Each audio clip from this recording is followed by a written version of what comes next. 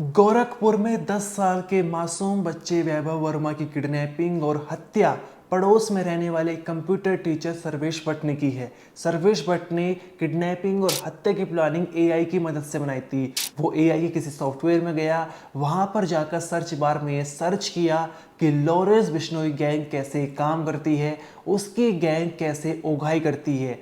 ये जानकारी जुटाने के बाद सर्वेश भट्ट ने एआई से पूछा कि अगर मैं अपने नंबर से फिरौती की रकम मांगूंगा, व्हाट्सएप पर अपने नंबर से फोटो भेजूंगा तो मैं पकड़ा जाऊंगा, मेरी लोकेशन ट्रैक हो सकती है और मेरा घर तो वैभव वर्मा के घर से मात्र 20 मीटर की दूरी पर है।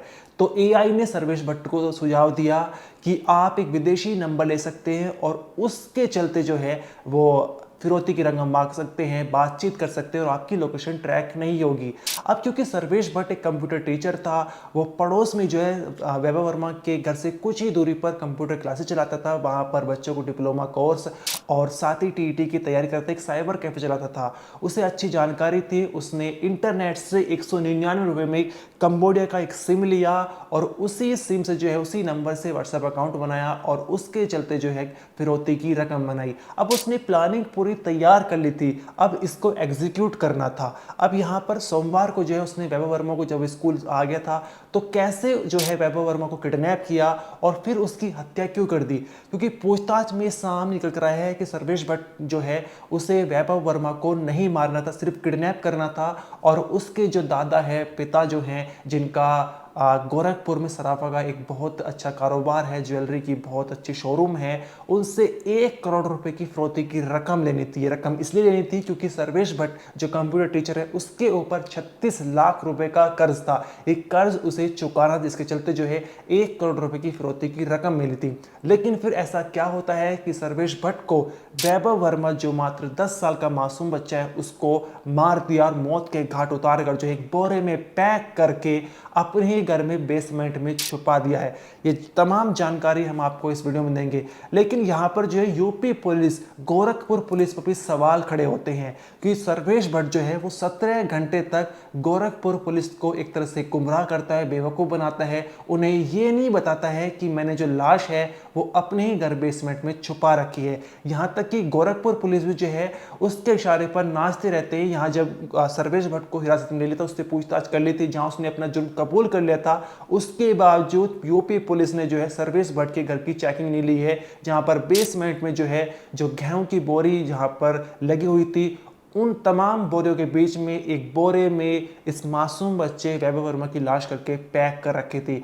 साथ ही इस मामले में अब सर्वेश भट्ट के जो पिता, बड़ा भाई और उसके अलावा भाभी और पत्नी को भी गिरफ्तार कर लिया गया है। इस पूरे हत्याकांड में इन परिवार वालों का क्या रोल है, ये इसकी जानकारी हम आपको आगे वीडियो में देंगे। नमस्कार, मेरा नाम अनिरुद्ध पवार, आप देख रहे हैं क्राइम तक। वैभव वर्मा का परिवार गोरखपुर के खजनी कस्बे में रहता है। उनके दादा लक्ष्मी नारायण वर्मा का उनका ज्वेलरी का कारोबार है। साथ ही पिता और ताऊजी भी उसी काम को करते हैं। इलाके में अच्छी खासी जान पहचान है। एक रईस परिवार से वैभव वर्मा ताल्लुक रखते हैं। वहीं वैभव वर्मा के घर से 20 मीटर की दूरी पर गली के दूसरे छोर पर सर्वेश भट्ट का घर है। वहाँ पर वो अपने पिता, भाई, भाभी और पत्नी के साथ रहता है।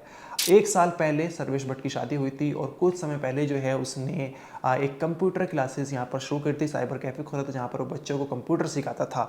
अब यहाँ पर जो है उसने इस साइबर कैफ़े के लिए एक तरह से 25 लाख रुपए का नॉन फाइनेंशियल बैंक से जो है लोन ले रखा था। उसकी हर महीने 28,000 कुछ रुपए किस्त जाती थी ईएमआई के तौर पर, और साथ ही 11 लाख रुपए जो है उसने अपने एक दोस्त से उधार ले रखे थे। कुल 36 लाख रुपए का उसके ऊपर कर्ज था। लेकिन साइबर कैफे में इतनी ज़्यादा कमाई हो नहीं पा रही थी, जहाँ पर उसे 28,000 रुपये हर महीने रकम भी चुकानी थी, जिसके चलते उसे नुकसान होता जा रहा था। उसे समझ नहीं आ रहा था कि मैं इस कर्ज को कैसे चुकाऊंगा। इसके लिए उसने एक प्लानिंग बनाई कि वैभव वर्मा जो 10 साल का पोता है, वो मेरे साथ खेलता भी है, उठता भी है, बैठता भी है, उसको बहला फुसला कर जो है अपनी जान से मिल लूंगा, उसको किडनैप कर लूंगा और फिर उसके परिवार से 1 करोड़ रुपए की फिरौती की रकम मांगूंगा, जो वे अपने आराम से दे देंगे और मैं अपना कर्जा चुका दूंगा, किसी को पता भी नहीं चल पाएगा। इसके लिए उसने दिमाग लगाया कि कैसे जो उगाही मांगी जाती है। उसने एआई से पूछा लॉरेंस बिश्नोई गैंग कैसे काम करती है, कैसे वो उगाही मांगती है, इसकी जानकारी जुटाई। साथ ही उसने एआई से ये भी पूछा कि मैं अगर अपने नंबर से फिरौती की रकम मांगूंगा तो मैं पकड़ा जाऊंगा, और इसके चलते एआई ने उसे सुझाव दिया कि आप एक विदेशी नंबर लीजिए। उसने इंटरनेट से 199 रुपये का कंबोडिया का सिम लिया और उसी से व्हाट्सएप अकाउंट बनाया। अब यहाँ पर सोमवार का दिन आता है। सोमवार को 1:30 बजे वैभव वर्मा जो स्कूल से आ जाता है और कपड़े भी, ड्रेस भी नहीं उतारता और वो नई साइकिल जो उसकी आई थी उसको चलाने के लिए मोहल्ले में निकल जाता है। लेकिन काफ़ी देर हो जाती है, आधा घंटा बीत जाता है, वैभव वर्मा घर पर नहीं लौटता। इसके बाद जो है आस पड़ोस के लोग हैं वो कहते हैं कि उसकी साइकिल पीछे गली में पड़ी हुई है और जो उसकी दादी है, तमाम लोग जो घर के होते हैं वो ढूंढने के निकल जाते हैं। फिर पता चलता है कि उसकी जो चप्पल है वो जंगल में मिली है। अब यहाँ पर जो है जो परिवार वाले वो सीसीटीवी फुटेज खंगाल रहे थे। अब यहाँ पर ये देखा गया था कि वैभव वर्मा आखिरी बार गली में देखा गया था, साइकिल चला रहा था, उसके बाद नहीं देखा गया। जब जंगल की तरफ सीसीटीवी देखा गया तो वहाँ पर देखा कि शाम के 6 बजे सर्वेश भट्ट जो है वो उसकी चप्पल ले जाता हुआ फेंकता हुआ नजर आ रहा है। यहाँ पर ये चप्पल जो वैभव वर्मा की थी। लेकिन उससे पहले तक जो सर्वेश भट्ट है जो पड़ोस में रहता था वो वैभव वर्मा के माता पिता, परिवार वाले, उनके साथ जो वैभव वर्मा को ढूंढ रहा था, एक तरह से खोजबीन करता हुआ नजर आ रहा था, नौटंकी पूरी करता हुआ नजर आ रहा था। अब इसके बाद पुलिस में कंप्लेंट कर दी जाती है, पुलिस मौके पर पहुंच दी जाती है और यहाँ पर जो है पुलिस जब मौके पर पहुंचती है तो एक सीसीटीवी फुटेज देखती है। ये सीसीटीवी फुटेज दोपहर के वक्त का है और यहाँ पर सर्वेश भट्ट जो है वो सबसे पहले वैभव वर्मा को कहता है कि तुम्हारे लिए एक गिफ्ट लाया हूँ और गिफ्ट जो है वो जंगल में है, तुम्हें गिफ्ट चाहिए तो मेरे साथ जंगल में आना पड़ेगा। लेकिन वैभव वर्मा 10 साल का जो मासूम बच्चा था वो कहता है कि मैं तुम्हारे साथ नहीं जाऊँगा, पापा शिकायत कर दूंगा। लेकिन सर्वेश भट्ट किसी तरह से बच्चे को बहला फुसला देता, अपनी जाल में फंसा लेता है और जंगल में उसे ले जाता है। लेकिन आधे जंगल में ले जाने के बाद वो उस मासूम बच्चे से कहता है कि तुम्हारा जो है वो गिफ्ट नहीं है, मैं तो तुमसे झूठ बोल रहा था। अब यहाँ पर वैभव वर्मा चिल्लाने लगता है, शोर मचाने लगता है। अब ये जंगल का बीच इलाका था और यहाँ पर सर्वेश भट्ट को कुछ समझ नहीं आ रहा था कि इस बच्चे को कैसे शांत करो, जिसके चलते उसने उसके सीने पर घुटना अपना रखा और तब तक घुटने से दबाए रखा जब तक जो है उस मासूम बच्चे की सांसों ने साथ नहीं छोड़ दिया। वो तड़प रहा था, चीख रहा था, लेकिन इस हैवान के हाथ जरा से नहीं कांपे, इसका दिल जरा सा नहीं पसीजा और उस बच्चे को मौत के घाट उतार दिया। अब वो बच्चा मर चुका था और यहाँ पर सर्वेश भट्ट की जो प्लानिंग थी वो फेल हो चुकी थी। लेकिन सर्वेश भट्ट को अपने आप को बचाना था, इसके चलते जो है उसने उस मासूम बच्चे को बोरे में पैक किया और बोरे में पैक करके दोपहर के वक्त में अपने घर लाया और बेसमेंट में जो गेहूं की बोरी थी उन्हीं बोरियों के बीच में इस बोरी को छिपा दिया। और यहाँ तक कि सामने ये भी निकल कर आया है कि परिवार वालों को भी शायद इस बारे में जानकारी थी और इसी के चलते जो है सर्वेश भट्ट के पिता, भाई, भाभी और पत्नी को भी गिरफ्तार किया गया है। अब यहाँ पर पुलिस जब छानबीन करती है तो सीसीटीवी फुटेज दिखता है जहाँ पर जंगल में आप देख रहे होंगे, जंगल में मासूम बच्चे के साथ जो है सर्वेश भट्ट जाता हुआ दिखाई पड़ रहा है। अब यहाँ पर ये देखा जाता है कि ये तो सर्वेश भट्ट वही है जो परिवार के साथ छानबीन कर रहा था, खोजबीन कर रहा था, नौटंकी कर रहा था। जब उसको पूछताछ की जाती है तो पुलिस उसे पूछताछ करती है शक्ति से, तो वो जुर्म कबूल कर लेता है और कहता है कि मैंने ही जो है इस मासूम बच्चे की हत्या करी है। इसके सीने पर घुटना रख के जो है इसका एक तरह से दम घोट दिया था और इसे मौत के घाट उतार दिया था। अब पुलिस पूछती है कि आखिर तुमने बच्चे की लाश कहाँ छुपा रखी है, तो ये सर्वेश भट्ट इतना शातिर था कि 17 घंटे तक जो है पुलिस को गुमराह करता रहता है, पुलिस को बेवकूफ़ बनाता रहता है और अलग अलग लोकेशन बताता है। कहीं बताता है कि मैंने बच्चे की लाश यहाँ छुपाई है, कभी कहता है यहाँ मैंने यहाँ छुपाई है। लेकिन पुलिस ये ढूंढ नहीं पाती है, पता नहीं लगा पाती कि आखिर सर्वेश भट्ट ने वैभव वर्मा की लाश कहाँ छुपाई थी। अब ये यूपी पुलिस, गोरखपुर पुलिस पर जो है एक बहुत बड़ा जो सवाल चिन्ह खड़ा होता है कि आपने आरोपी को पकड़ लिया है, उसको हिरासत में ले लिया, उसने अपना जुर्म कबूल कर लिया है, लेकिन आप उससे ये कबूल नहीं कर पा रहे हो कि आखिर उसने बच्चे की लाश कहाँ जो छुपाई है। 17 घंटे की हिरासत में ले रखा था, 17 घंटे बाद ये खुलासा होता है कि उसने बच्चे की लाश को जो है बेसमेंट में छुपाया था। सवाल यही खड़ा होता है कि आखिर यूपी पुलिस, गोरखपुर पुलिस जो है ये पता क्यों नहीं लगा पाई है, क्यों उससे पूछताछ में ये कबूल नहीं कर पाई कि आखिर उसने बच्चे की लाश कहाँ पर जो है एक छुपा रखी थी, क्यों जो है उसके इशारे पर पुलिस जो है नाच रही थी। और यहाँ तक कि जब पुलिस ने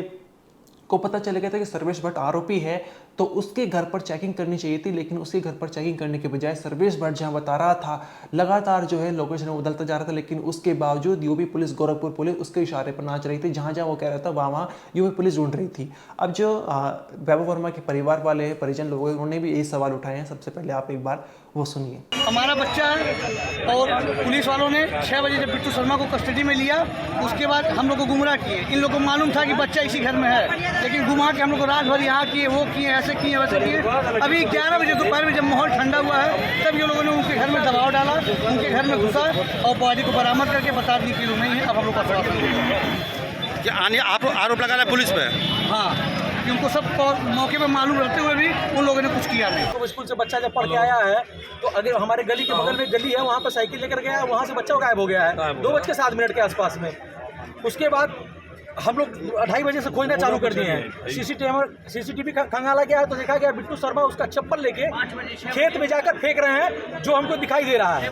कल हनुमान वर्मा नामक व्यक्ति द्वारा ये सूचना दी गई थी कि उसका बालक जो 10 वर्षीय वैभव वर्मा है वो 2 बजे अपने घर से साइकिल से निकला था और अपने घर नहीं लौटा है। इस सूचना पर तत्काल स्थानीय थाने द्वारा मुकदमा अपराध संख्या 239/26 पंजीकृत करते हुए थाने की 2 टीमों को और एसपी साउथ के अधीन एसओजी की 3 टीमों को बालक की बरामदगी के लिए लगाया गया था। इस क्रम में उसी के पड़ोस में रहने वाले कंप्यूटर टीचर सर्वेश भट्ट 36 वर्षीय जो थाना खजनी का ही निवासी है से गहन पूछताछ पे और सीसीटीवी फुटेज के अवलोकन से यह देखा गया कि वैभव को सर्वेश अपने साथ लेके कहीं जा रहा है।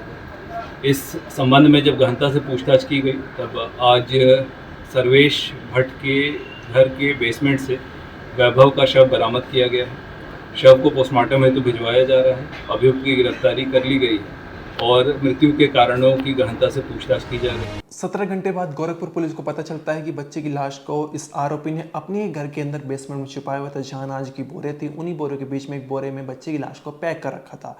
साथ ही ये आरोपी इतना शातिर था, इसने व्हाट्सएप अकाउंट बनाया था कंप्यूटर का सिम लेकर और एक फर्जी अकाउंट भी खोला था, जिसके चलते जो 1 करोड़ रुपए ट्रांसफर करा सके। लेकिन इसका प्लान चौपट हो जाता है। बच्ची रोने लगता है, ब्रेकने लगता है बीच रास्ते में, जिसके चलते शोर मचा रहा था और सर्वेश भट्ट को डर लग रहा था, जिसके चलते उसने दम एक तरह से घोटकर उस मासूम बच्चे की हत्या कर दी है। इसके अलावा पुलिस ने इस मामले में सर्वेश भट्ट के पिता, बड़ा भाई, भाभी और पत्नी को गिरफ्तार किया गया है। सामने निकल कर आया है कि इनको भी ये जानकारी थी कि जिस घर में बच्चे की लाश को छिपाया हुआ था, इन सभी को ये मालूम था कि बच्चे की लाश को बेसमेंट में छिपाया हुआ है। लेकिन इस पुलिस को बताने के बजाय जो है परिवार वालों ने सर्वेश भट्ट का साथ दिया है, जिसके चलते उनको भी गिरफ्तार किया गया है। अब ये मामला जो है गोरखपुर का था, जहाँ पर एक 10 साल का मासूम बचा, जिसके जो दादा है लक्ष्मी नारायण वर्मा, उनका इलाके में सराफा कारोबार है वो, और अच्छा खासा उनका काम है। और इसी के चलते जो सर्वेश भट्ट जो आरोपी है उसने प्लानिंग बनाई थी, उसने एक मदद ली गई लॉरेंस बिश्नोई गैंग कैसे काम करती है। एक फर्जी अकाउंट बनाया, एक कंबोडिया का सिम लिया, उससे व्हाट्सएप अकाउंट खोला और उसके चलते फिरौती की रकम मांगना चाह रहा था। इस पूरी वीडियो में तो नहीं, आपका जो भी कहना है कमेंट सेक्शन में जरूर बताइए। इस वीडियो में तो नहीं, आप देखते रहिए क्राइम तक।